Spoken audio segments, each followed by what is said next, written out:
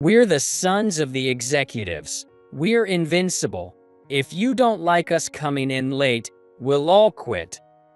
I sighed as I watched Ray speak confidently in front of me. I half expected it, but I never thought he'd actually say it out loud. I have no idea where that confidence comes from, but I can't help but be impressed by his high self-esteem. I understand how y'all feel. This is a parting gift. If I force people who aren't motivated to stay, it'll just make everyone miserable. So I accepted Ray and his friend's demands and handed them the envelope I had prepared. What? No way. Why are we being fired? It wasn't long before Ray and the others screamed after seeing what was inside the envelope. Strange, I thought they'd be happier now that they got what they wanted. My name is Jack White, a 41-year-old office worker. I went to local schools from elementary to college and even found a job locally. I figured I would live out my life as an ordinary employee until retirement. However, everything changed when I married my wife.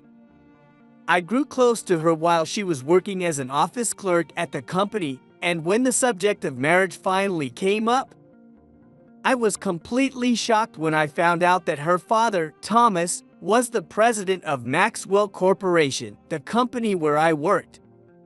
Even though I'm the president, I'm just an employee too. So don't be too formal and just take it easy. Thomas said, laughing when I visited him to tell him about our marriage. He might have downplayed it, but I knew he was a capable leader. Even after more than 10 years, Thomas continues to run the company as president. Because we became in-laws, I've developed a close relationship with Thomas, but I've always made sure to keep my personal and professional lives separate. After all, I'm the head of the HR development department, and I almost never work directly with Thomas. When we visit my in-laws, he sometimes asks about the company's atmosphere or how the employees are doing. But that never goes beyond casual conversation. Our relationship might differ a bit from the typical father-in-law and son-in-law dynamic, but we've managed to keep a good balance. My wife and I have been blessed with a son and a daughter, and while our days are busy, they're peaceful. Thanks to the company's steady performance, I've been able to enjoy my work without any issues. But that peace started to unravel when Keith, the head of HR, called me in. Can we talk in the meeting room for a bit? When he asked me that, I had a bad feeling I couldn't shake. As I listened, it was just as I expected. The issue was about this year's new hires. We had already finished the hiring process and extended job offers. This year, we already have 15 new hires, and now they want to add 5 more. All 15 have already been assigned to their departments, and hiring isn't cheap. Just thinking about the training and human resources costs made my head hurt. Apparently, these 5 are the sons of our executives and major shareholders. Even though they graduated from decent universities, they all failed to land jobs elsewhere and had nowhere to go. Considering their connections, it's hard to turn them down, but at the same time, we can't just leave their training to regular employees who aren't aware of the situation. Could you take this on in the HR development department? Since I'm the head of the HR development department, I guess it was inevitable this would fall to me. No thanks, too much trouble. If only I could say that. But that's the sorrow of an employee. And so, the fateful day of the welcome ceremony for the new employees arrived, which I'll never forget. For the new hires, this was a significant day filled with the tension of entering the workforce and the excitement for the future. But it seemed that the special hires didn't feel the same way. Or perhaps they did, but in a completely unexpected way. The 5 special hires were nowhere to be seen, even as the ceremony started. I was utterly shocked by the unprecedented situation. 5 seats were perfectly empty in the lineup. Whether it was sheer audacity or just reckless abandon, I was stunned. Hi, everyone. I'm Ray, the son of the executive vice president. Nice to meet you. They finally showed up after 3 p.m. I had assumed they wouldn't be coming at all, and I was stunned. Led by Ray Taylor, the son of the EVP, this special hire squad made their grand entrance, almost like some kind of Power Rangers team, and I was dumbfounded. With only a few hours left before the end of the workday, they had the nerve to show up late on their first day. I glanced over at Keith, who just gave me a pleading look as if to say, "Please handle this." Realizing I wouldn't get any help, I felt a sense of despair. Are they just free-spirited, or what? I muttered to myself in disbelief, but I couldn't just stand there looking stunned forever. As their direct supervisor, first impressions were crucial. I gathered my resolve and walked over to where they were chatting away. Ahem, that's quite a leisurely start to your day. As far as I know, we haven't approved any flexible work hours for you yet. As professionals, it's good manners to notify us in advance if you're going to be late. Make sure to follow that from now on.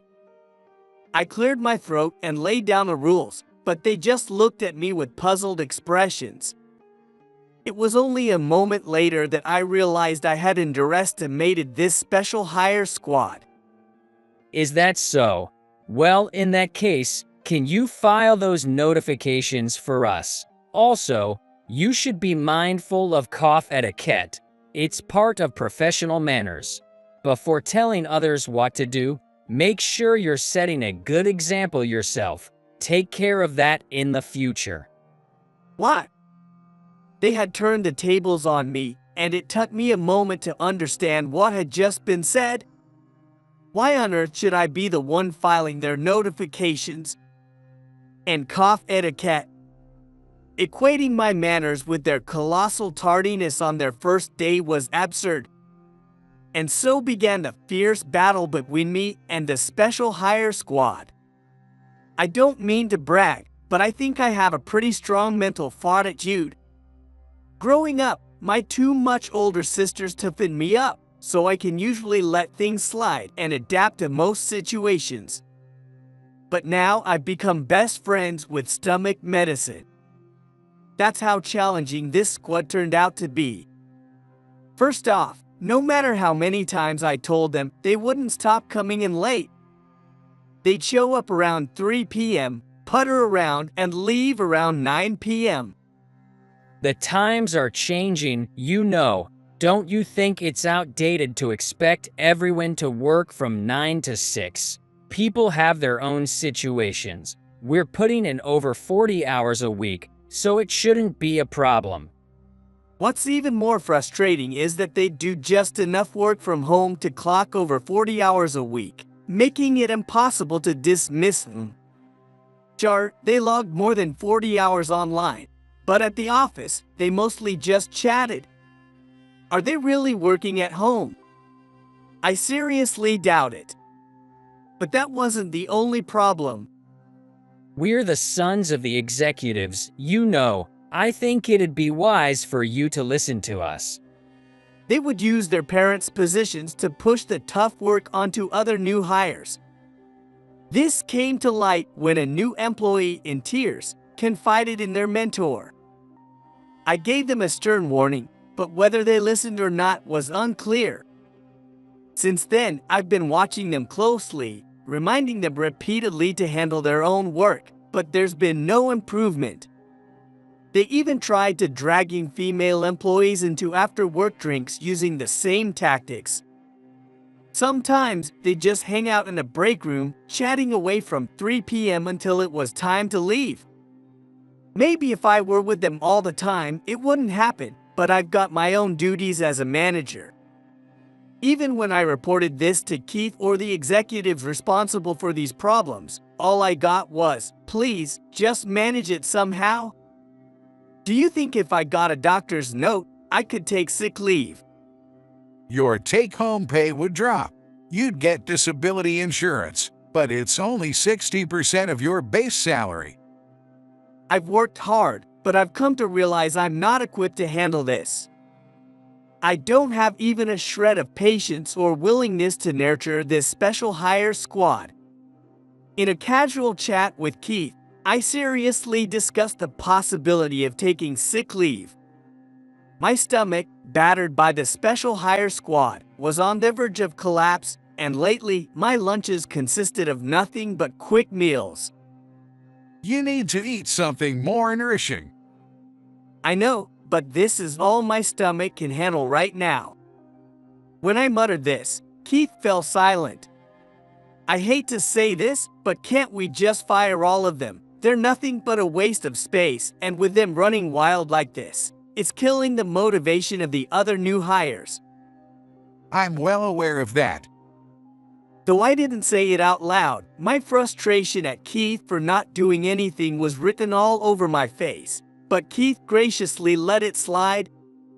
If they're going to play the connection card, then you should too. An eye for an eye. You've got a powerful connection of your own, don't you? Keith's words made me look up. It was a strategy I hadn't considered before. I wasn't thrilled about it, but I did have something. A trump card that would work even against the special hire squad. Won't I be accused of mixing business with personal matters? You could just say, "Who's talking?" and throw it back at them. They started it. We've endured long enough.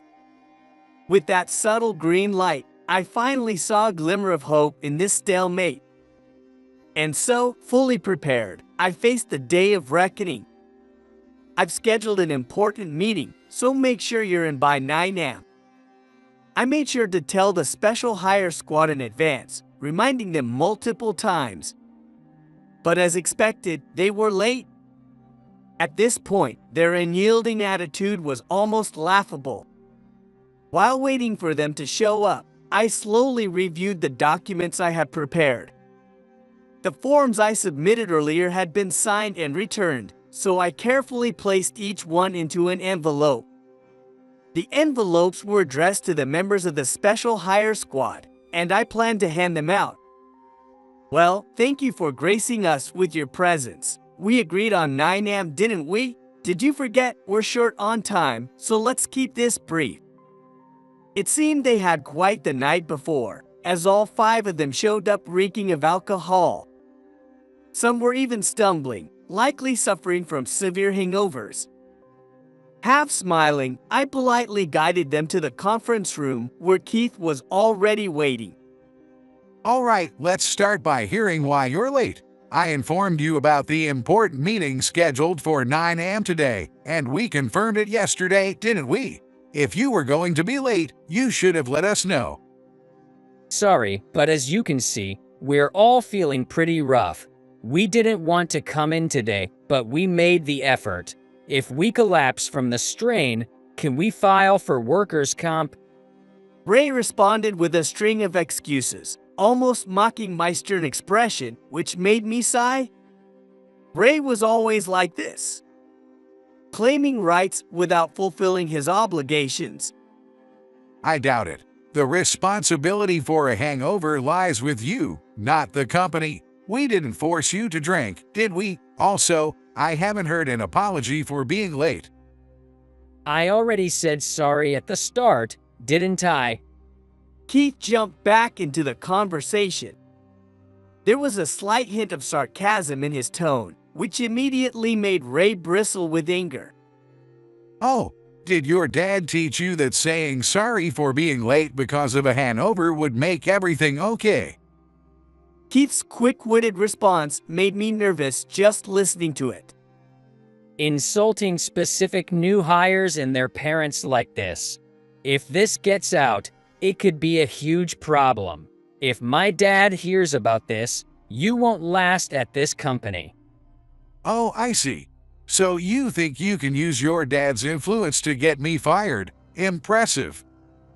Keith's comment made Ray burst into laughter. Whether it was because he was tickled by the idea or still a bit tipsy, he couldn't stop laughing, even though it wasn't that funny. We're the sons of the executives. We're invincible. If you don't like us coming in late, we'll all quit. Ray's forced laughter twisted his words and made his sentences nonsensical. It was as if they were still stuck in their teenage years, laughing at anything and everything. The rest of the special hire squad, inspired by Ray, joined in the laughter. I understand how you all feel. Consider this a parting gift. At Keith's instruction, I handed out the familiar brown envelopes I had prepared. As the special hire squad laughed and looked at the contents, their faces froze instantly, turning pale in a matter of seconds, followed by a collective scream. What? No way! Why are we being fired? Ray was the first to speak up, clearly shocked. The rest of the special hire squad seemed to snap back to reality and started complaining one after another. It's a termination notice. Is this your first time seeing one? This is also the first time our company has issued a termination notice just 1 month after hiring someone. Congratulations on setting a new record. I stated this calmly, and Ray's face turned as red as if he were about to explode. Does my dad know about this? If he did, there's no way he'd allow. At that moment, Ray's words trailed off. It seemed he had finally noticed the signature on the termination notice addressed to him. You've noticed, the executives aren't exactly sitting around with nothing to do. It's a hassle to report every one of your misdeeds and get their approval, so I went straight to the top and got Thomas's signature. This is no mistake. I smiled as I placed a report summarizing their misconduct on the table. Multiple instances of tardiness, ignoring work orders, harassing other employees, slacking off on the job, and more. It was impressive how much trouble they managed to cause in just 1 month. It was like a year's worth of employee issues all rolled into one. No matter how connected you are, some things can't be overlooked. If you want to stay in that student mindset, maybe you should go back to school. Here, in the company, you're expected to have the skills to contribute. I'll tell my dad. You'll be the one getting fired, not us. Even after all that, Ray still had the guts to keep barking, but Keith remained unshaken, his calm expression unwavering. In fact, Keith stood up, walked over to the partition at the back of the conference room, and slid it aside. The sight that greeted the special hire squad left them speechless. And for good reason. Standing there was none other than Thomas, the current president of Maxwell Corporation. Were you not paying attention? I'm the one telling you directly. You're fired. It shouldn't even be a question who's more valuable to the company. A bunch of useless brats like you or hard-working employees like Keith and Jack. Thomas smiled cheerfully as he stood before the special hire squad, seeming to enjoy himself. I had to bite my lip to keep from laughing at the sight of him, a man more likely to be described as having a good sense of humor than simply being nice. You tricked us. You never mentioned anything about a meeting with Thomas. Ray, now furious, stormed up to me, but I just tilted my head. I told you there was an important meeting and that you needed to be here by 9 a.m. You chose to skip it, didn't you? Blaming others isn't going to help you. I countered the special hire squad's protests with a straight face. If they had followed the basic manners and rules of being a professional, this wouldn't have happened. I wasn't going to let them shift the blame for their laziness onto anyone else. I heard all about you guys, but I never imagined you'd have the guts to skip a meeting with me. You've got some nerve. With such boldness, there's no way you'd fit into a place like this. Go ahead and spread your wings in the world. Thomas laughed heartily, and Ray ground his teeth in frustration. The special hire squad had no idea that Thomas was my father-in-law. I didn't want to mix business with personal matters, but I had reached out to him through my wife and arranged this meeting. An eye for an eye, a connection for a connection. Thomas himself had once been a special hire, so he couldn't strongly oppose bringing in the sons of the executives. As a hired president, he also felt a bit inferior to the seasoned executives who had worked their way up. He had thought that if they were special hires who actually did their jobs, it would be fine. But he never expected such an incompetent bunch to join the company. After receiving a detailed report from me, Thomas decided to step in and resolve the situation that had been left to HR. Not long after, the executives, summoned by Thomas, began filing into the conference room. They had already been informed of their son's disgraceful behavior and looked uneasy now that they were being personally called in by Thomas. I share some of the blame for not putting a stop to this sooner, but this is beyond unacceptable. It's clear they don't meet our company's standards. Does anyone object to their dismissal? Thomas looked around at the executives, and when no one voiced any opposition, he nodded with satisfaction. The special hire squad, betrayed by the very fathers they had relied on, crumbled. Some were on their knees, begging to stay, while others angrily confronted their fathers. As for Ray, he just stood there trembling, glaring at his clenched fists on the table. I'm not saying all special hires are bad, but shouldn't you at least try to be useful? Dragging down the other employees who join through regular channels is out of the question. And let me say one last thing. Your dads might be important, but that doesn't make you important. The special hire squad, who had been coddled their whole lives without facing any real setbacks, couldn't take the blow. As if on cue, all 5 of them burst into tears, which was a bit off-putting. In the end, the special hire squad left the company that same day, and we finally enjoyed the peace that had returned. Meanwhile, the remaining executives were left feeling awkward and humiliated. Those who had reached a certain age were stripped of their positions and faced the humiliating question, would you like to extend your employment? Their previous compensation was also drastically reduced. Those who barely managed to hold onto their executive positions are now feeling the pressure as the newly appointed executives ruthlessly cut down their previous inefficient practices, leaving them feeling increasingly marginalized. Some were even exiled to remote assignments or reassigned to the complaints department, and it's secret that I quietly bid them farewell with a prayer. And, as expected, or perhaps unsurprisingly, as for Ray and the others, well, as expected, they're struggling to find new jobs. Given that they couldn't land a single offer during their initial job hunt and have now burned their precious family connections, it's hard to imagine them securing employment easily. Though they received termination notices, Thomas, in a final act of kindness, allowed the special hire squad to resign voluntarily. If they had been officially terminated after just a few months, their job search would have been extremely difficult. Who knows when they'll ever realize the consideration behind that decision? They might never understand it.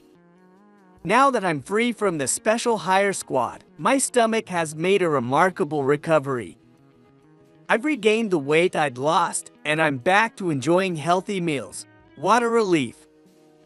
Given what happened this time, we've decided that even special hires will have to undergo a certain level of aptitude testing. You've been through a lot, Jack, so how about we grab a meal together? I'll treat you to whatever you want. What'll it be? Maybe some barbecue. It's getting hot, and I'm in the mood for something hearty. Keith's face visibly tightened at my suggestion, which I made after a moment of thought. You were the one who interviewed the special hire squad before they joined, right? I just happened to hear a little something through the grapevine. Well, I'm lucky to have such a capable subordinate. How about we add some seafood and chicken too? Keith quickly agreed, going along with my continued banter. Keith must have sensed how troublesome the special hire squad would be when he interviewed them. Since he didn't warn me and just handed them over to me, I think I'm entitled to a little indulgence. Thinking about how some good barbecue might restore both my worn-out body and spirit, I geared up to tackle my afternoon work.